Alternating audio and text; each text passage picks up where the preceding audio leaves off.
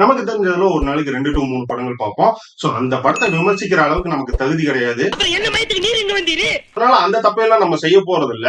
என்னென்ன மாதிரி படங்கள் எங்கெங்க போய் பார்க்கலாம், தமிழ் டப்டு இருக்கா இல்லையாங்கிற சஜஷன் மட்டும் தான் பத்தி பேச போறோம். சோ அப்படி ஃப்ரைடேவான இன்னைக்கு என்ன படத்தை பத்தி பேச போறோம்னா, அந்த படத்தோட டீடைல்ஸை பத்தி தெரிஞ்சுக்க முன்னாடி அந்த படத்தோட வரலாறை பத்தி தெரிஞ்சுக்குவோம். சோ இந்த படத்தோட வரலாறுன்னு பாத்தீங்கன்னா IMDb ரேட்டிங்ல 10க்கு 7.5 வாங்கியிருக்கு. மோர் ஓவர் 9 கேட்டகரிஸ் ஆஸ்கருக்கு நாமினேட் ஆகி 6 கேட்டகரியில ஆஸ்கரும் வாங்கியிருக்கு. அதாவது ஒரு படத்துக்கு 6 ஆஸ்கர். சோ அந்த அளவுக்கு தரமா இருக்கும். என்னையா ஓவரா பேசுறானே தவிர பாம்ப வெளிய விட மாட்டேங்கிறானயா. சோ அந்த படத்தோட பேர் என்னன்னு பாத்தீங்கன்னா தி ஹார்ட் லாக்கர். 2008ல ரிலீஸ் ஆச்சு. இந்த படத்தோட முழு கதையை நான் எல்லாத்த மாதிரி சொல்ல விரும்பல. சோ அந்த படத்தோட ஒன்லைன் ஸ்டோரி மட்டும் நீட்டா சொல்லி முடிச்சிடுறேன். US ஆர்மியில ஈராக் பார்டர்ல வேலை செஞ்சுட்டு இருக்க கதாநாயகன். இவரோட வேலை என்னன்னு பாத்தீங்கன்னா பாம் டிஃப்யூசர் பிளஸ் சர்ஜென்டா ஒர்க் பண்ணிட்டு இருப்பாரு.